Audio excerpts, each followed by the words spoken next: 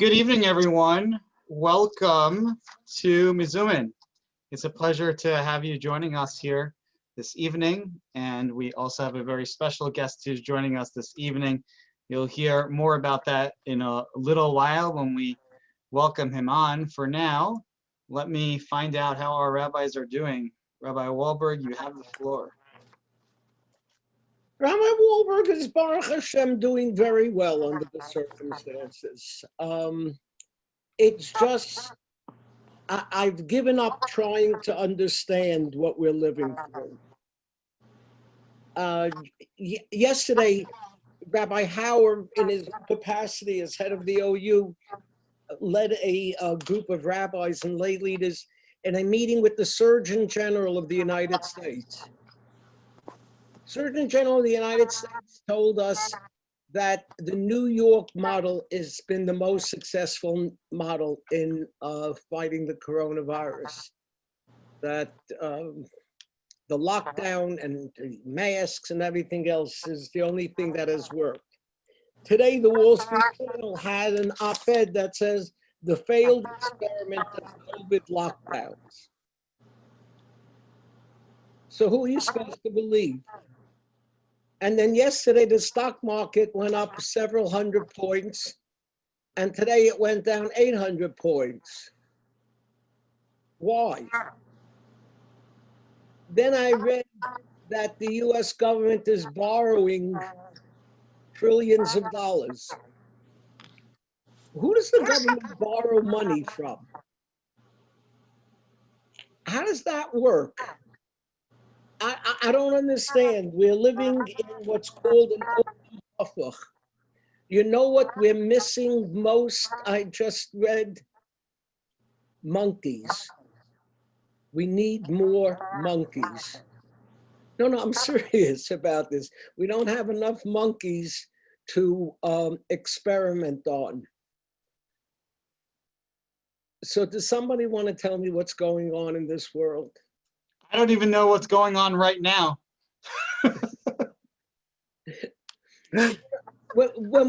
I had to look away because there was an echo, so I was trying to find the person to mute, and I came back and you were talking about monkeys, and I'm so confused. No, I'm just, you know, when somebody does something without any seichel or understanding, say it's a masa kof. It's the act of a monkey. And yet our world is looking for monkeys. Let me just give you one bit of good news. I don't have to tell you that whether you're a Republican or a Democrat, a liberal or a conservative, a black or a white, these are very challenging times for the American people and for the Jewish people. But Rabbi Hauer introduced to us the Surgeon General of the United States, an African American who told the rabbis how we should conduct services on Rosh Hashanah, explaining how we should blow the shofar, in what direction, telling us that for the priestly blessing, we should be careful that people aren't close to us. You tell me what other country in the world outside of Israel cares about shofar blowing on Rosh Hashanah from the Surgeon General. We should never forget what a great country we're living in. Amen. Amen, amen. Rabbi Yogev, how are you? Good. You're talking about monkeys. I just want to introduce you to some turtles. That's all I have to say on that. But things are well. Today was a really exciting day. I saw Dr. Shore was on. I'm not sure she's still on, but I was walking around the school yesterday as they were setting it up, and the whole school is kind of, all electronics are set up and the classes are organized in a unique way. There's so much planning went into everything that's going on at the school. And I was walking around, and I actually sent Dr. Shore an email telling her how proud I am to be part of it all. And then like a few hours later, she invited me to teach a course this year in the high school. So I don't know if that was a good idea. That will teach you a lesson, Rabbi Yogev. I know. Anyway, I don't regret it. I'm really proud to be part of it. It was beautiful seeing the kids come back today. It was so beautiful. The building's been so empty and there's life in there. The kids are so cute with their little masks, but they're doing everything. The school's doing everything they can to foster limud Torah. It's just like, it's really amazing to see. So this is a very special day in our building, and for our community. So very true, and similar, talking about sort of just the spirit, like Rabbi Wahlberg was talking about, and like we'll get into a little bit today. In the parsha this week, we have the section of the Bikurim. This was what the farmer would relay over when coming to the temple and bringing his first fruits. And we tell the story of how he got to Israel. He got to Israel by way of Egypt and what happened to Mitzrayim and so on and so forth. He recaps. It may be familiar to some of you from something, but I'm not going to tell you what that is. Rabbi Yogev is going to ask you that question in a moment. What I want to tell you is that within that, we say the following. We say, Vayareu otanu hamitzrim, that the Egyptians made us bad. The commentary suggests that it should say Vayareu lanu, like they did bad to us, but it says they made us bad instead of Vayareu otanu. And they speak about the fact that what was so bad was they made us into bad people. Like they succeeded in making us, scrap and fight and argue. And it's you can see that how a stressful time can pull that out. It can kind of make that happen to people. We see that. We're seeing that. But we can also see people really, really rise up in beautiful, beautiful ways. And like Rabbi Wahlberg described, speaking to the highest medical professional in the land about Birkat Kohanim, about Duchening on Rosh Hashanah, or seeing our kids come back to school and learning, and the teachers and all the work that they and the principals and Dr. Shore and everyone in our school put in, so Jewish kids can come to a Jewish day school. This is all that uplifts us. So Rabbi Yogev, will you give us our trivia question, and then Rabbi Wahlberg, if you will please introduce our special guest today. Yes, here the trivia question is, do you see that, or is that sideways? Anyway, so I'll take it off. The trivia question is for today. In our days, we recite the text of the Rabbi Yogev, you can put it back up. It was straight, you're sideways. Okay, one second. What do you prefer, the straight question or the sideways rabbi? 1 second. Is that okay? We're good. In our days, we recite the text of the Bikurim, the first fruit ceremony, on Shavuot is A, Pesach B, or Tu B'Shvat C. A, B, or C. Stay tuned for the answer and a nice message connected to that. All right, let me come back. Rabbi Wahlberg. Yes, that's me. Before we go any further, I just want to mention that I spoke to a lovely woman today, and she and her husband are considering moving to Baltimore, and I invited her to participate in our Zoom this evening, and I'm glad to see her. I don't want to mention her name, but she and her husband would just fit right into the Bethel community. So I'm going to ask everybody, don't be yourselves tonight. Be nice and be friendly and be warm and be caring, because this is a family we would really love to have come to Baltimore and be a part of our family. We just got a chat from Charles Karp to everyone about Pesach. Charlie, I want you to know, I also sometimes feel that Pesach is just around the corner. We do lose sight of what's going on, like our whole world is upside down, and into that world steps Rabbi Moshe Hauer to be the executive vice president of the Orthodox Union, one of the most important positions in the Jewish world today. I was thinking to myself, I came to Baltimore at the challenge of being the rabbi of Beth Tefillah in 1978, and Baltimore welcomed me by building Harbor Place. Rabbi Hauer took on the position of executive vice president of the Orthodox Union, and the world gave him the coronavirus to deal with. Some people just have mazel. we have the mazel of really knowing Rabbi Hauer. He's been a leader in our community for a quarter of a century. He earned the respect and admiration of all of us. I'm going to say something publicly that I've said before. If I wasn't the rabbi of Beth Tefillah, and if I wasn't davening at Beth Tefillah, I would want my rabbi to be either Rabbi Silva, Rabbi Marwick, or Rabbi Hauer. Those are the three rabbis that I really felt have a full understanding of Yiddishkeit and the Jewish world and the world beyond the Jewish world.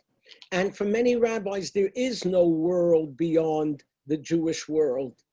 But Rabbi Hauer has now become a major spokesman for the Orthodox Jewish world, and he makes all of us look good. We wish him much hatzlacha. I thank him very much. You have no idea what his schedule is like. But he agreed to be with us this evening, and we're certainly glad to have you with us. Thank you very much, Rabbi Wahlberg. I appreciate the opportunity to be with you and to be with your community, and the warm, warm words of welcome. I can only express the admiration which I and all of us hold for you, for what you have created since 1978, what you have created in Beth Tefillah, the shul, the school that has grown into such an incredible, incredible beacon for the community and for the broader Orthodox community. I also appreciate your sympathies that you always express to me whenever you speak to me since I took this job. It's very, very kind of you.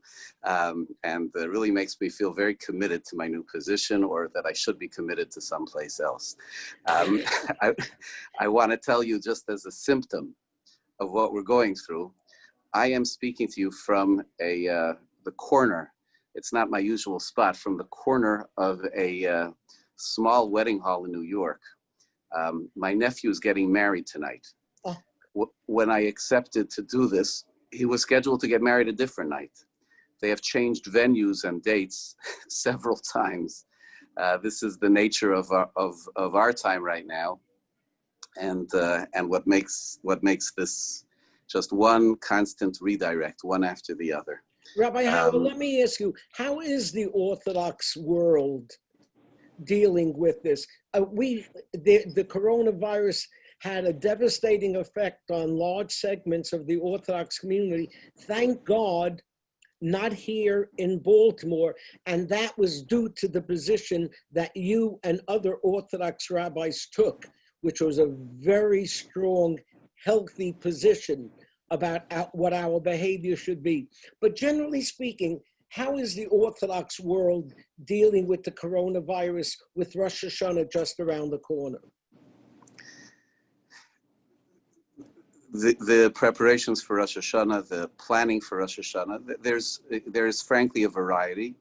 There's a tremendous body within the Orthodox world. The Orthodox Union community as a whole has been preparing and planning for a very, very safe Rosh Hashanah, a different kind of a Rosh Hashanah. I know that that you're doing it in Beth Tefillah, and we're doing it in our shul, B'nai Jacob Shari Zion, or our shul, my shul emeritus, whatever we would call it here, and shuls all across Baltimore and all across the country.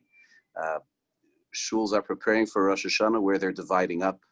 There won't be crowded sanctuaries. There will be social distance and masks. Services are being shortened from the usual. And so that's the preparation for Rosh Hashanah 2020, 5781. There are some corners within the Orthodox world where they're not exercising as much caution. And remarkably, it seems that perhaps they've developed some level of herd immunity or the like, or so many of them have already developed the antibodies because of how badly those communities were hit. And we hope and pray that they will remain safe. They are experiencing remarkably low levels of corona, but we're not counseling that. The Orthodox Union and the vast majority, I think, of the Orthodox community is remaining with the caution, the concern of following all the directions that we got the other day from the Surgeon General and that we've received previously from all of You wrote a major article about funding for our yeshivas and day schools, which was reprinted literally all over the media. Have federations and others responded to that in a positive way about the needs for funding? I can tell you, Dr. Shaw thought that what you wrote was brilliant. Didn't you, Dr. Shaw? One second. Thank you very much. One second. Let's all just breathe a sigh of relief. Dr. Shaw is muted. Ah, everybody now. Ah, okay. Go ahead. How are schools doing, Rabbi Hauer? There's a range. There's a range across the country. As you know, there are schools that are opening. I'm so glad that Beth Tfilah was able to open today, and we hope and pray that they'll stay open. There are many, many, many, many schools, many of the private day schools across the country that are opening virtually with all of the challenges that entails. I don't think that there's one answer to the question of how the schools are doing. I think one thing which is uniform in the day school community and in all school community, frankly, is the absolute heroism. Rabbi Wahlberg, I'm not in a position to forgive you for on behalf of Mrs. Shore, Dr. Shore. But what I could tell you is that people don't. Okay, I won't. I mean, but seriously, the school, all kidding aside, I don't want to interrupt you, but schools, I give credit so much to the professionals that run and that stand in front of children. Our teachers, you talk about heroism, our teachers are extraordinary. Please give them the credit. Excuse me, I just want to cut in for one more second. Yes, our teachers are incredible, but I want you to know something. I've worked with Dr. Shaw for more than 40 years now, and I've never seen a human being work like she has worked literally since March. She said in March, we're opening in September. And when she said something like that, it didn't seem reasonable, but everything was put into place to do it as intelligently and as safely as is possible. And we really, our children owe her a debt of gratitude. Thank you, but Rabbi, thank you, Rabbi. But Rabbi Hauer's right. It's not just about opening the school. I can do that. It's really about keeping it open, and that we've got to pray to the Rabbanu Shalom that we're able to do that, and count on our parents and our teachers to follow the protocols so that they keep each other safe. It's not just one at a time. It's all of us safe. And I'm going to let Rabbi Hauer talk because I'm sure he has. Okay, we're not going to interrupt anymore. Rabbi Hauer. Please, I love it. Do you have to prepare a sermon for Rosh Hashanah, or are you out of the business?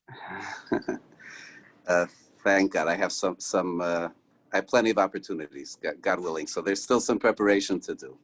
But I would just say that there's a word, sometimes words appear in the lexicon. They were always there, but they just are used over and over and over again. There's a word pivot.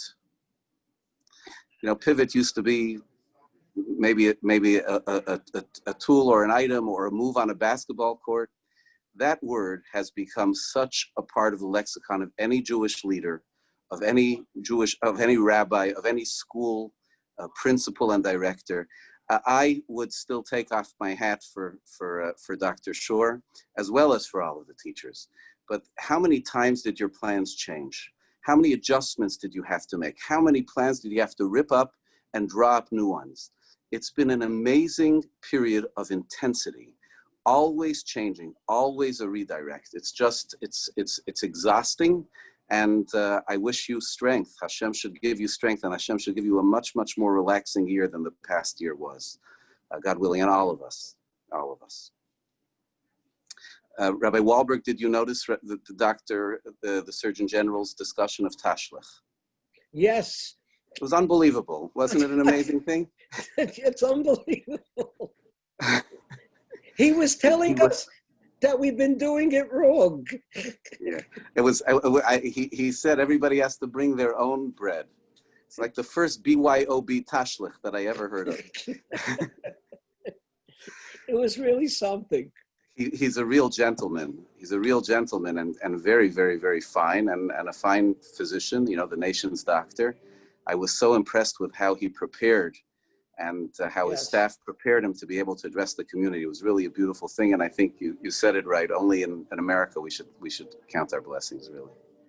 And Appreciate Rabbi Hauer, you had the opportunity to interview Dr. Fauci early on in all this also. Yeah, he's also, they're both, we're in good hands. He's also a remarkable person and so fine and gracious and a serious person caught in a difficult storm and unfortunately sometimes a politicized one. Let's get down to Torah. Anybody who knows me knows that that's the only thing that interests me. So, what's on your mind, Torah Dick, these days? Rabbi Wahlberg, Okay. I thought we were going to ask Rabbi Hauer what the OU's position is on rabbis talking politics. There's been a lot of written these days. Rabbi Jonathan Sachs just had a major article about that rabbis should not involve themselves in politics.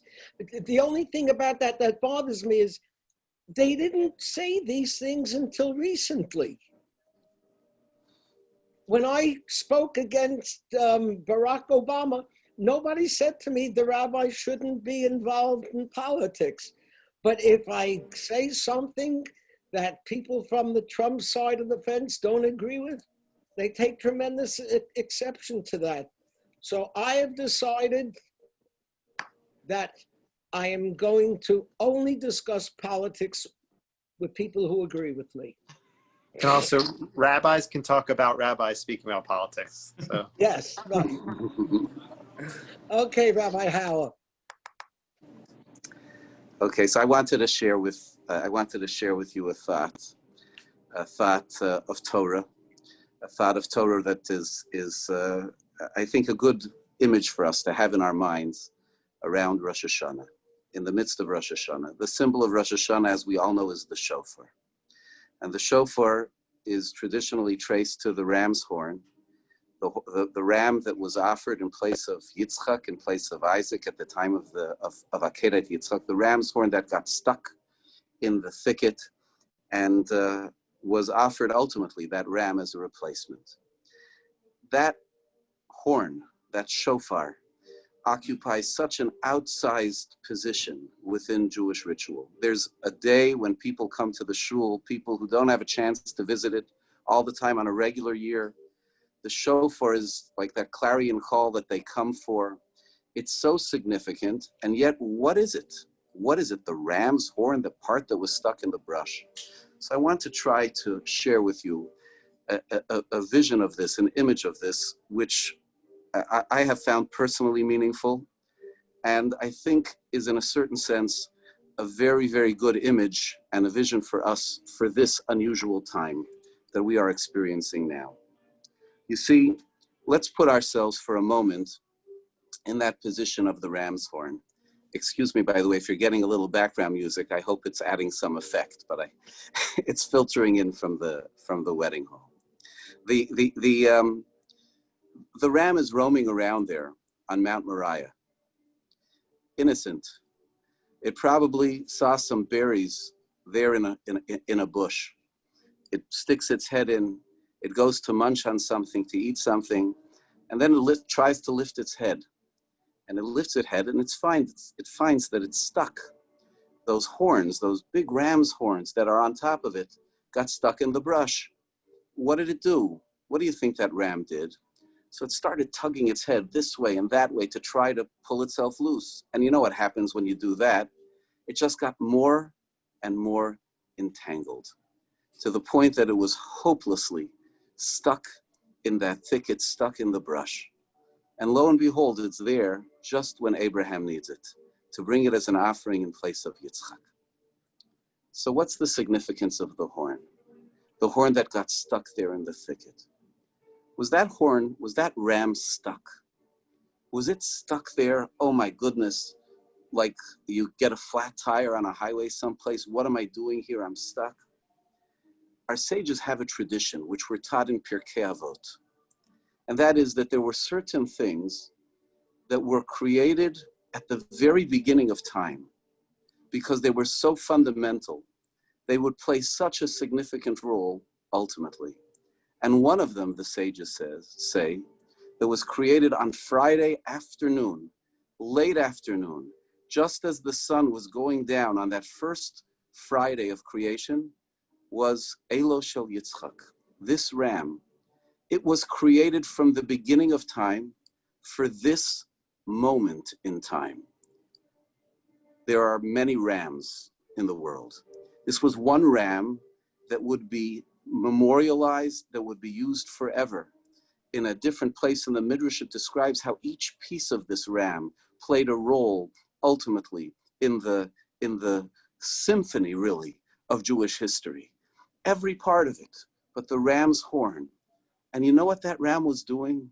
When it was right there in the position that it had been destined for from the beginning of time, it was pulling its head this way and that way and struggling to get loose. It would have given anything to run away, to be able to pry itself loose because it saw itself as stuck. And the truth of the matter was that it wasn't stuck. It was positioned. It was placed exactly where it needed to be. It was at the point, at the location of its destiny, where it would be actually gaining its eternity, its greatest position. You know, all of us very often find ourselves in life in situations where we feel stuck, where we would do anything to be able to somehow pull this way and that way and pry ourselves loose and be someplace else. Are we stuck? Or are we positioned? As believers, as people of faith, we would say there's such a thing called divine providence. If I'm here, I was put here. And I think that that's a beautiful and a magnificent, magnificent perspective for each of us to have as we face every situation. It's not, let me get out of here, find my way out of here, but this is where I'm meant to be. But you know, even if we can't always summon the perfect faith to be able to see that in everything which we experience, but the mature way that we absorb our situations is by in fact seeing it that way. Here we are now. What is our current situation, which we may not have written the script for, which we wish in many ways we would be out of, but we're not, we're in it. What should we do now? I think this has been the story of the world, and certainly the story of the Jewish community, the way we've witnessed it from the inside for the past 6 months. Boy, are we stuck. Lockdown in one level or another. People, maybe they're not stuck in the thicket, but they're stuck in their apartment, they're stuck in their home. I spent some time socially distant from someone today who described the visit this past Sunday that he had from his children and grandchildren. They were on the porch. The children and grandchildren were on the grass. They couldn't come near each other. They couldn't hug each other. How many of the people who are here together with us here on this call will not be able to have the highlight of their year, the Rosh Hashanah service that they were used to at your shul, at Beth Tfilah, a shul with a sense of family, a shul with an outstanding rabbi, and outstanding rabbis, an outstanding chazan, and a beautiful service, and something which, come on, you know, we might sometimes kvetch a little bit about Rosh Hashanah or something like that, but it refills us. It refills us for a year. It nourishes us. And now it's going to be different if it will be at all. If it will be at all. There's so many things that change. We find ourselves stuck, but we've also been redirected by that to so many things. We're reaching out to people. Rabbi Wahlberg, can I ask you, on a typical Thursday night in the past, 8 months ago, how many of us got together for a session like this? How often did the rabbis of Beth Tfilah converse so warmly and casually with each other in front of the whole congregation? I don't know the answer because I'm usually asleep at this time. I have a feeling, Rabbi Wahlberg, I have a feeling that there are things which you're doing now, which you never did before. Absolutely. And when God willing, we get out of this, and we pray that Surgeon General Adams, from his mouth to God's ears, we should be out of it in March, April, Be'ezrat Hashem, with God's help. You're not going to drop all of this stuff. There are things which this has positioned us, redirected us to value. I think one of them is the immense appreciation we have for relationships and for human contact. One of the rabbis was remarking before, it was such a wonderful thing to see the kids come into school. When people see each other, even from a distance, even behind a mask, it's like it's a machaya. We never realize how much we value each other. And we're stuck. Yeah, we're stuck. But we're positioned. We've been turned in a specific direction, and we need to be agile. We need to be flexible. We need to be able to say, hey, we're in a new situation. This calls upon certain new skills, new ways of meeting a challenge. And it's a beautiful thing to see how that is being accomplished all the time, everywhere. Communities, individuals, families are doing beautiful things. Can I share something personal? You know, my mother, Solange Yoren, lives in Yerushalayim, Yer HaKodesh. She's not a young woman by far, and she's not at her physical strongest. Her spirit is K'nai Nahara, as strong as ever. My mother's a remarkable, remarkable woman.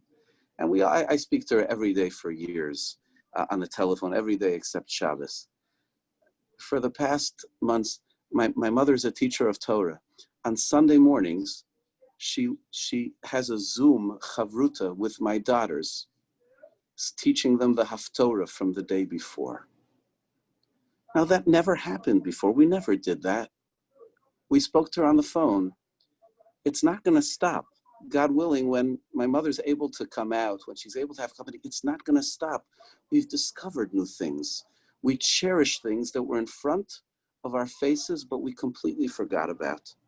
And we should recognize that in a certain sense, the call of the shofar is to not wish we were someplace else, but to instead say, you know, I'm not stuck here. I'm here, I'm positioned here. Let me figure out how to live to the fullest, how to respond the best to the situation in which I find myself now. That's the essential message which I wanted to share. It strengthens to see people taking the signal, taking the cue of where we are and living up to it. Rabbi Hauer, we really thank you for very moving and inspiring words. I feel bad. You most probably have missed a smorgasbord already, but you are at a chasana. We don't want to keep you. No. It's a pleasure. It's a pleasure. It's from my wife's side of the family. Ah. Ah, that is beautiful. You know, you talk about pivoting and bringing people in new kinds of ways.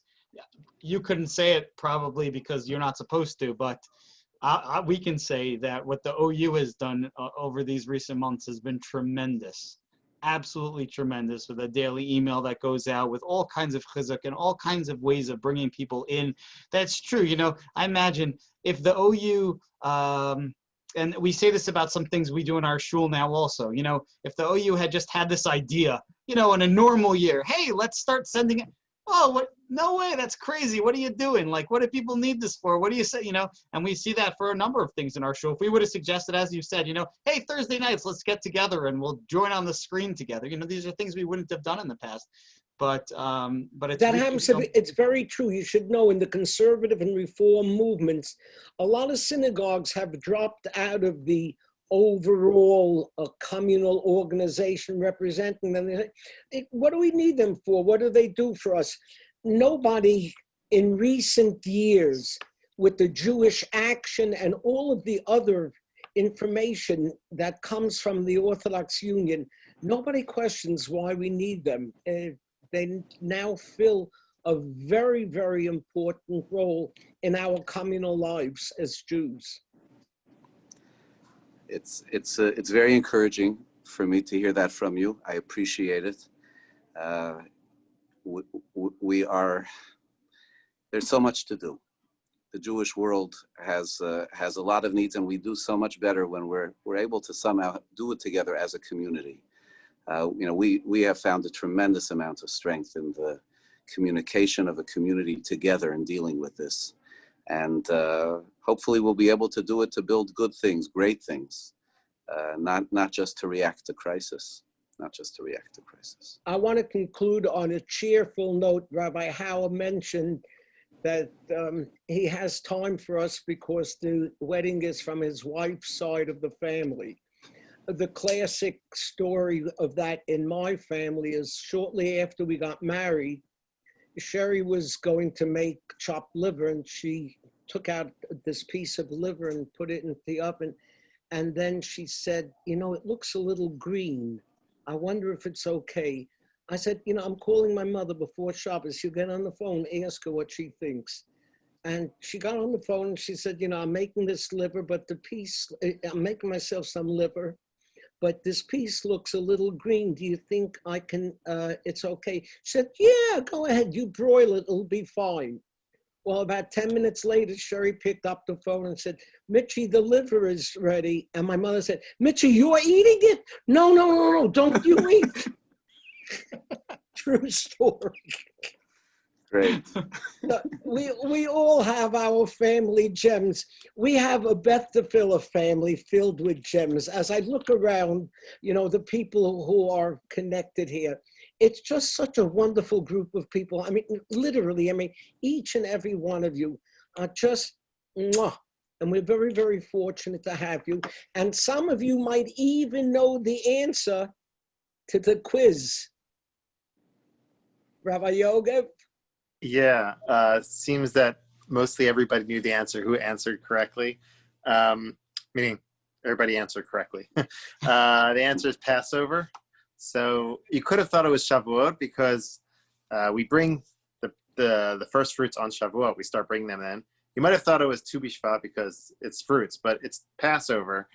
And we go through this whole reading, basically of a review of Jewish history, recognizing all the good that God did to us, but through all the travails that we went through Egypt and leaving Egypt. And it's something we recognize on Passover, and it's something that our Parsha talks about in the very beginning of the Parsha. It mentions the Bikurim, and I mentioned this in the video that that we had this week, but I think it's really, really powerful. It's connected to what Rabbi Hauer was saying. The idea of there's a lot of things that are going on all around us, and a lot depends on how you view it.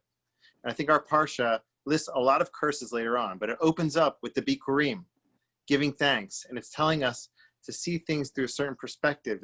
We don't deny the fact that there's tough things, there's curses, there's negativity in the world. But when we see things through a certain perspective, through a perspective of being positioned and not stuck, or thankful to Hashem and not bemoaning everything that's going on, we can survive it and even thrive going forward. So I think it's powerful. Rabbi Hauer, I just have to ask you what wedding hall it is, because I got married in a wedding hall in Brooklyn, so it'd be.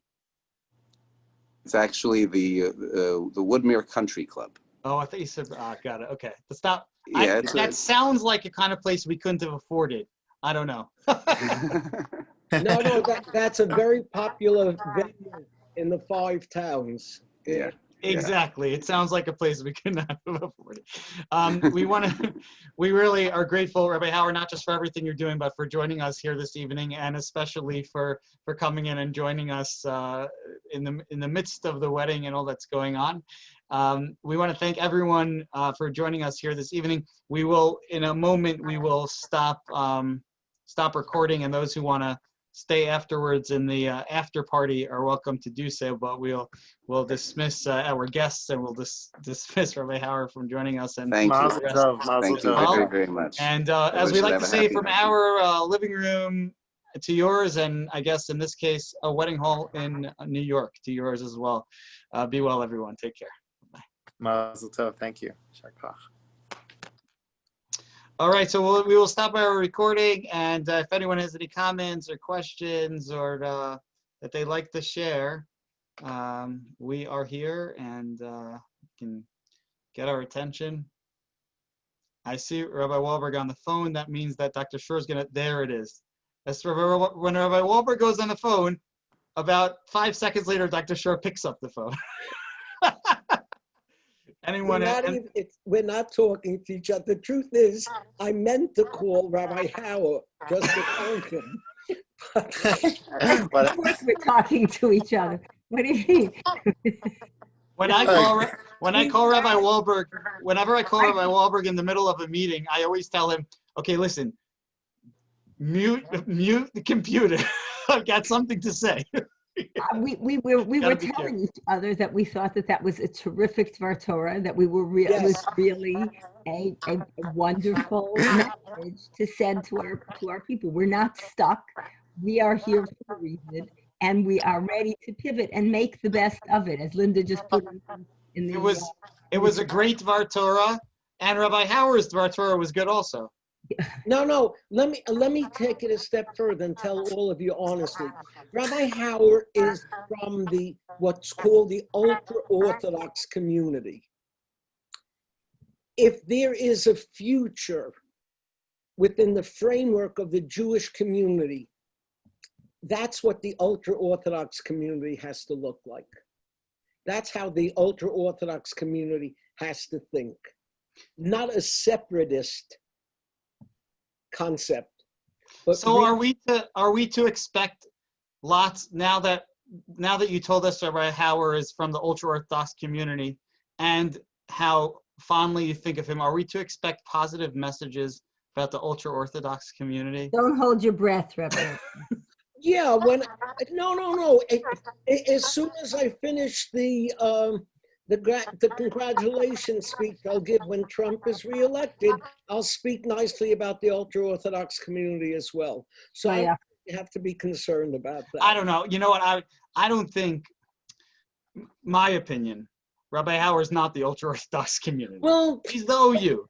He's not the Aguda, you know? And the Aguda is the ultra-Orthodox community. The OU's already like... Can I just say something as a card-carrying member? Because neither of you two are. Those two are. Who's talking over here? According to some rabbis, the coronavirus came because Orthodox women were wearing nice shaitels. Well, it was a great 15 minutes there of positive information about the ultra-Orthodox. In case you were wondering about my poster, he's not planning to say nice things about the ultra-Orthodox community. The point is that the ultra-Orthodox community is very broad. It goes from one end to the other, the same way as the rest of the Jewish community goes. When you say modern Orthodox, you can be modern Orthodox and you can look like Avi Weiss, and you can look like Rabbi Yogev. I mean, there is a wide range, and let's just remember that there's no such thing as a one size fits all. Ultra Orthodox. The representative of Chovevei that was here talked about what Hasidism is. He said, it's not one kind of Hasidic Jew, it's a mindset. Let's think about mindset instead of what people look like. Rabbi Wahlberg is never going to wear a black hat, but he might be religious. More likely I'll wear a black hat. All right. Before this devolves, we'll mute both of you so you can continue the conversation. Are they still on the phone with each other? Rabbi Yogev, I'm going to call you. Hold on a second. Excuse me. Excuse me. I have a feeling that I just called to say I love you. Music's coming on soon. You ready? No. Please don't. Please. Is there? Come on. Is there a rabbit in that hat? Oh, here we go. Oh, that's it. That's our theme music, folks.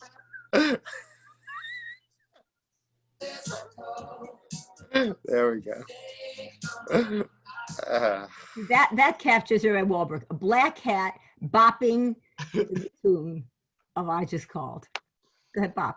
If you people are concerned that I'm in such a good mood, that's what happens from being your rabbi for 40 years. And on that pleasant note, I bid you adieu. A good evening, everyone. Be well. Please keep your eyes peeled. There's a lot of information coming out next week about high holidays, things, shofar blowing services outside, slichot and Zooms and kol nidre and everything. So please keep looking at your emails. Have a good evening, everyone. Shabbat shalom. All the best. Have a great evening. Shabbat shalom, everybody.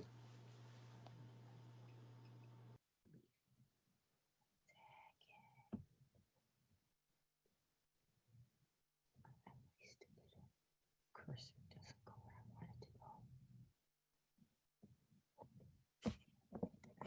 That's